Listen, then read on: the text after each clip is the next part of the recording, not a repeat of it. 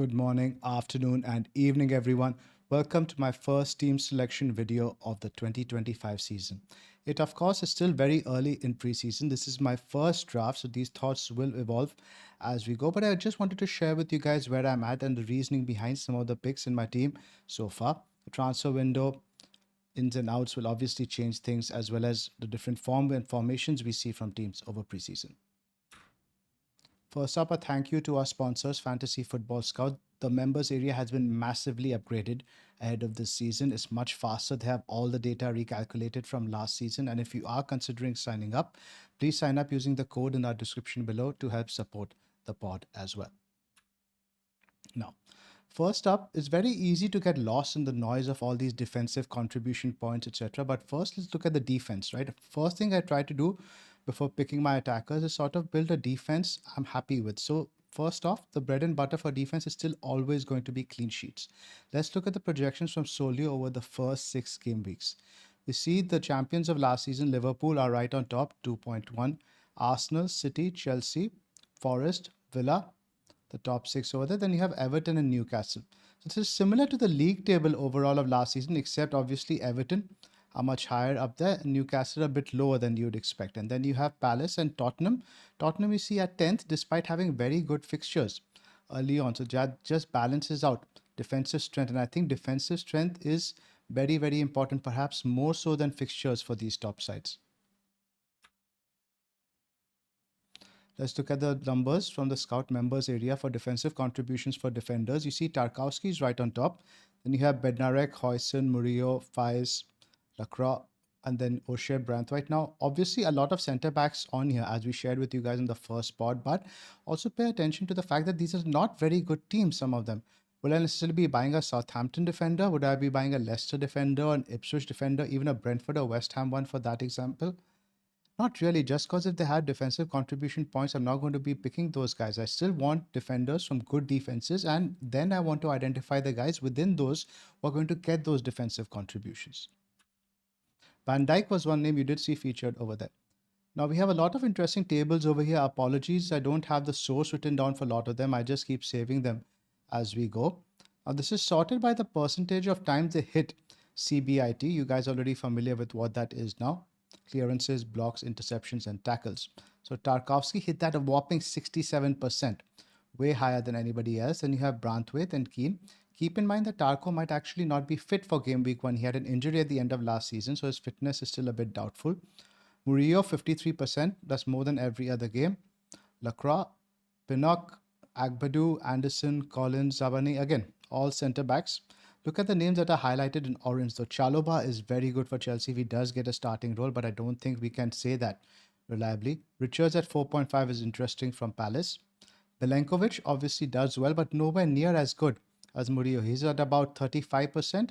Murillo is at about 53%. But Neco Williams is an interesting one over here.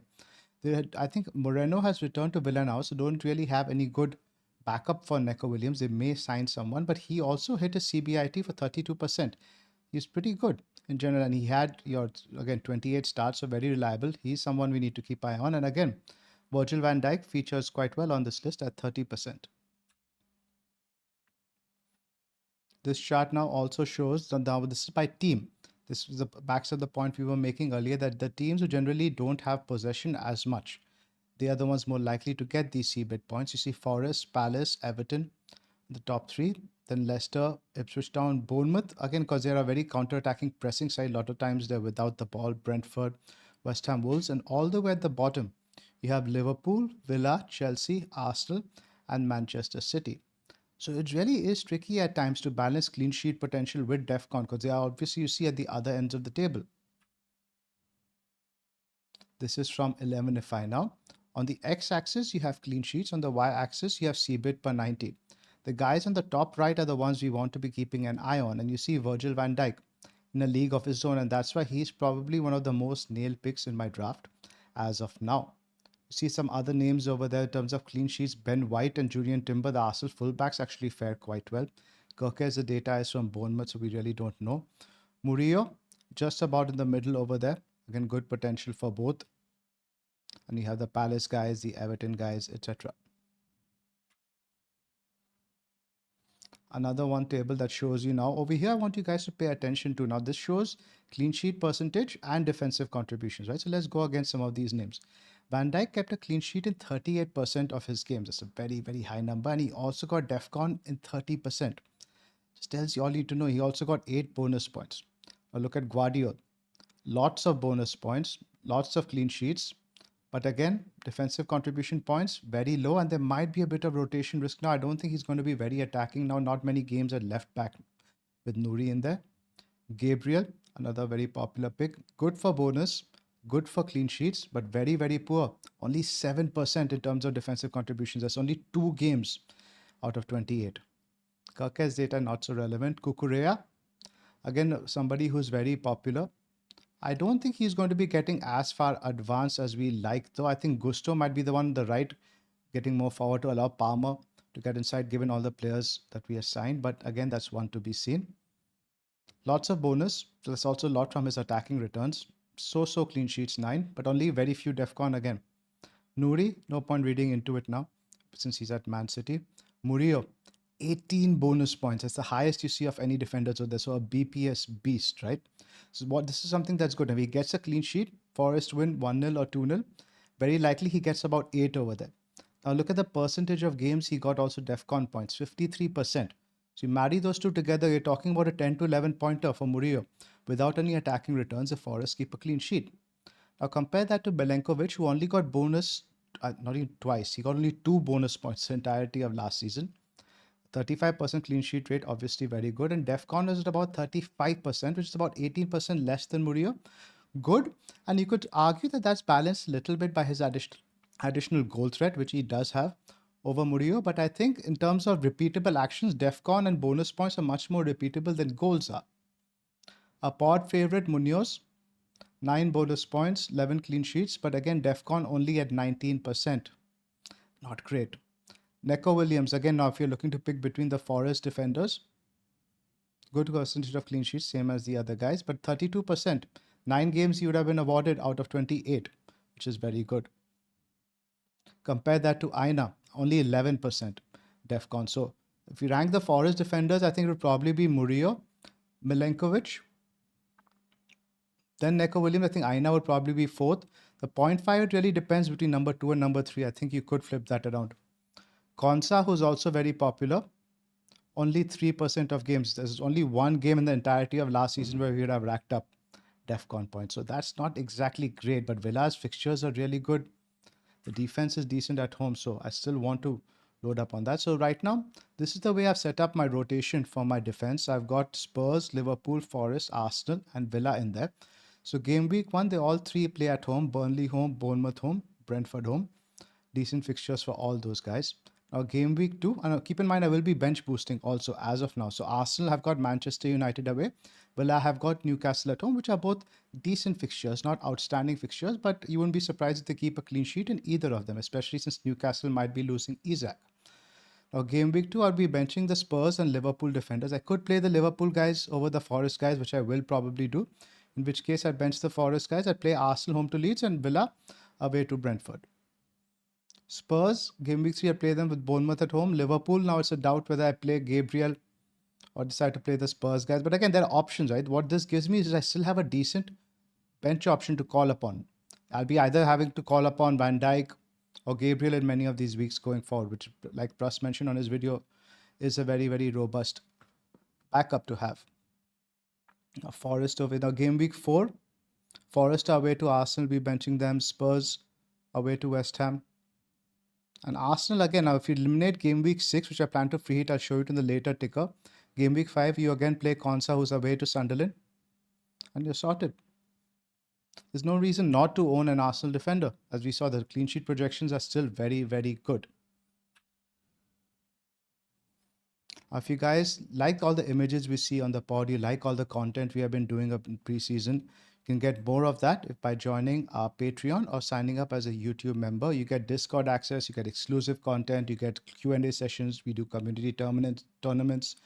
We started making merchandise. So it's a great time to join. We are currently offering 16% discount on our annual membership. You can sign up using the QR code, or you can go to patreon.com/the FPL Wire. Now let's have a look at the fixtures. I've removed game week 6 over here since that's the week I plan to free hit, and the wildcard will be in game week 13. For detailed reasoning, I won't go into that. Just watch Pras' video if you haven't already. It's really, really good in order to build towards it. So that's the first mindset I have. I may change as my thoughts involve, but here we are. And as you see, Arsenal right on top, so I do like that. Brighton are pretty good. I like Verbruggen as a pick for that reason. Chelsea. Chelsea and Man City, I have my doubts about their general sharpness in preseason because they're only going to be effectively have one game prior to the start of the season. You can say that they played quite recently in the Club World Cup, but 3 weeks off is a long, long time. Teams need time to get that sharpness back. So something to monitor there. Now, similarly, the projections for attack, City are right on top. Liverpool, Chelsea, Arsenal, Tottenham, Villa, Newcastle, teams I'm looking to invest in. Everton, not so much. Everton are in 16th. So I've got Ndiaye in there. Now let's show you why. From all forwards last season, Ndiaye was actually top in terms of defensive contributions. So now with midfielders, you add recoveries to that. You add the clean sheet point. You add the extra points for a goal. He's potentially on penalties as well. I think he's a good pick at 6.5. And Everton's fixtures are decent to start the season with. Similarly, now have a look at fixtures for Villa here. This is the top 6 primarily what I'm looking at. They play Newcastle at home, then Brentford, Palace, Everton, Sunderland, and Fulham. Rodgers just scored yesterday in preseason. He's going to play every minute, absolute minutes monster, even when Europe starts. So at 7.0, it's a good price point. I can downgrade him to Kudus. Kudus looks really good. So this is my draft as it stands. So goalkeepers is potentially my biggest problem right now. I can't really identify 4.5 goalkeepers with a rotation that I like and a bench boost I can use in game week 1. I could get somebody like a 4.5 keeper and then look at maybe somebody like an Ariola has a good fixture in game week 1. But if I'm getting 4.5 keepers, I want to have some sort of rotation. I don't want to be playing keeper A every week. It seems like a waste of money just for one game week, right? And also the bench boost, I think in a single game week, we need to curb our expectations a little bit. I think even if I get 10 or 12 points from this bench boost, I'm fine with it. So I've got Verbruggen in there right now, Gabriel, Virgil, and Murillo for the reasons I mentioned earlier.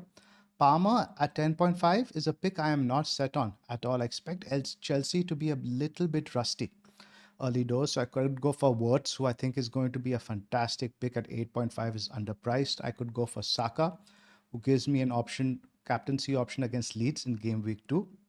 So that's up for debate. If I need a cash cow in attack, that's where I'll be going. If I need a cash cow in defense, Gabriel is probably who I'd downgrade, given the early fixtures, or maybe Murillo down to Neco Williams. Rodgers and Ndiaye for the reasons I mentioned earlier. Now, my fifth midfielder, I've currently gone for Lefebvre from Sunderland. He's a player I think the old manager used to favor. He's taking a lot of the set pieces. He plays in number 10. Again, at 5.0 is somebody I can forget about. It's one of the defenders, will likely be my first sub in most weeks. Then you have Welbeck, Wood, and Solanke, who will all be playing up top. They all take penalties. Welbeck is a pick I don't really like over here. He can trip over his pet turtle at any point. His manager is not really forthcoming in terms of injury news either. You never know when Welbeck will just randomly be injured for multiple number of weeks. So it's only going to be a matter of when, not if, that you need to transfer Welbeck out. So again, that's not one I like over there. Darlow, assuming that he's going to be first choice for Leeds, which I think is a big, big assumption to make. They've just signed a new keeper, so I think I'm going to have to work on that. Konsa and Udogi. Udogi, I think I could be a Spurs centre back. I think he had some problems. So did Solanke in yesterday's friendly. Frank said that both were minor, but there is chance that he does play a back three in a lot of games, in which case Udogi would be getting a lot more forward than he usually did. It's a very different role than under Ange, and I don't think Frank is going to be as gung-ho. I think they will prioritize defense a little bit more than they did last season. So this is where I am currently. Again, these are very, very early thoughts. Do let me know what you guys thought of it. Hope you guys enjoyed the video. Do like and subscribe. We're trying to hit that 40,000 subscriber mark very, very soon. We appreciate your support and thanks for watching.